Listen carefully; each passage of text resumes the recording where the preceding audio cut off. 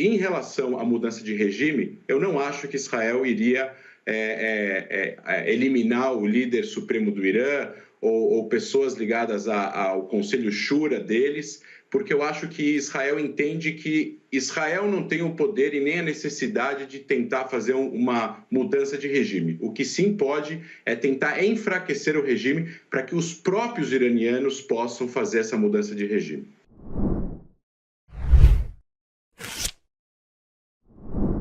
Como que Israel pretende realizar essa resposta ao ataque iraniano nos próximos dias ou semanas? Aliás, inclusive, fica essa expectativa de quando pode ser. Como você imagina que possa ser esse ataque? Eu até vou te provocar. Você acha que Israel vai tentar até levar uma mudança de regime ou isso é algo ainda distante? Bom, boa noite, Guga, boa noite, Lins, boa noite, Flávio. Bom estar aqui com vocês hoje, nesse domingo. Eu acho que, primeiro, Guga, a gente precisa entender que o Irã, como está a 1.500, 2.000 quilômetros de Israel, os israelenses têm opções de ataques muito mais voltados para a força aérea e para mísseis terra-a-terra. Então, os alvos de Israel teriam que ser alvos bem pensados, estratégicos. O Lins notou bem aí, são alvos que podem ser tanto a questão do petróleo e gás, quanto a parte nuclear, são as usinas nucleares, os reatores nucleares. Também tem aí ataques nas bases militares. Israel pode, por exemplo, escolher destruir boa parte do arsenal de mísseis balísticos. O Irã, acredito eu, tem 3.500 mísseis balísticos no seu arsenal e também as bases de lançamento, os silos, né? Caso Israel consiga danificar esses silos, é muito complicado eles reformarem isso para conseguir retalhar a retaliação israelense novamente. Dentro de Israel, Guga, existe um consenso muito maior em relação a uma retaliação ao Irã e a proteção do norte de Israel em relação às ações do Hezbollah no último ano, do que, por exemplo, a continuidade da guerra na faixa de Gaza em relação ao Hamas. Existe, como disse em outras entrevistas aqui também, um consenso, por exemplo, da esquerda e da direita israelense em relação às ações contra o Hezbollah, por exemplo. Não estou agora entrando no microtático, mas estou falando da questão mais estratégica.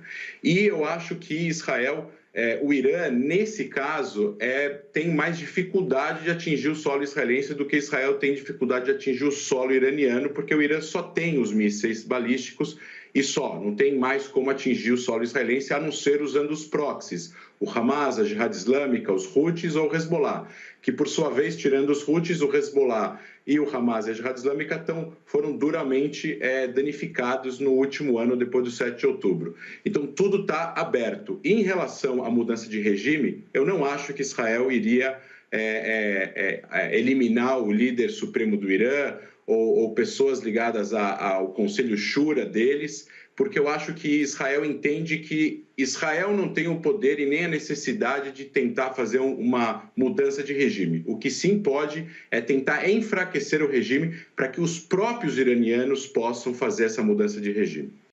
E eu pergunto a você, André, que é um profundo conhecedor ali dos rumos da política de Israel. Você acha que Israel tem fôlego para aguentar, digamos, esse backlash de uma opinião mundial mais crítica às ações, principalmente na faixa de Gaza, mas agora, nesse momento também, com a nova invasão do Líbano, porque entenderia que é necessário para a defesa de Israel, ou Israel está disposto a ir sozinho nesse caminho? Olha, Lins, é uma pergunta bastante sofisticada e complexa. Eu acho que não tem uma resposta clara para essa pergunta, porque a guerra que Israel travou contra o Hamas e ainda trava, e agora a guerra com o Hezbollah no Líbano, e esse problema com o Irã, é algo que não começou só no 7 de outubro. Começa há 20, 30, 40 anos atrás. No caso do Irã, começa quando teve a Revolução Islâmica em 79. E esse é um problema crônico, um problema conceitual. Então, quando as pessoas... É óbvio que o que acontece, o que aconteceu, o que está acontecendo é uma tragédia. É uma tragédia para os palestinos, é uma tragédia para os israelenses, é uma tragédia para o mundo, para todas as pessoas do Oriente Médio. Mas, bem ou mal, o que aconteceu no 7 de outubro desencadeou uma guerra que o fim dela seria, na visão de muitas pessoas, um mero cessar-fogo sem uma resolução de realmente olhar para o problema inicial, o problema conceitual, o problema que é a causa de tudo isso, que é a rejeição desses grupos e do regime iraniano de aceitar a existência de Israel na região em qualquer quilômetro quadrado, seja 2 estados, seja nas fronteiras de 67, seja nas fronteiras de 48, 49. E esse é um problema que não vai ser solucionado apenas com cessar-fogo, vai ser solucionado com um processo de paz compreensivo, onde as lideranças vão sentar e vão conversar para resolver e para poder se auto-reconhecer. Enquanto que isso não acontecer, a gente vai ficar empurrando o problema com a barriga, vai continuar tendo esses problemas, vai continuar tendo grupos armados no sul do Líbano, contra a resolução 701, como o Guga falou, também menciono aqui a resolução 559 de 2004, que pedia que todas as milícias do Líbano se desarmassem, que os sírios saíssem do Líbano. O Guga conhece bem essa resolução. E a mesma coisa na faixa de Gaza. Enquanto não tiver um governo unificado palestino que possa negociar com Israel, com duras exigências que eles têm todo o direito de ter para poder exigir de Israel um Estado palestino, não vai ter solução. E o Hamas é contra a paz, é contra essa resolução. E esse é o problema. Então, em relação a esse fôlego, é uma guerra não só militar, é uma guerra diplomática. Eu divido o mundo em 2 partes. Existem os governos dos países democráticos, o chamado mundo livre, esses continuam apoiando bem ou mal Israel, com várias críticas,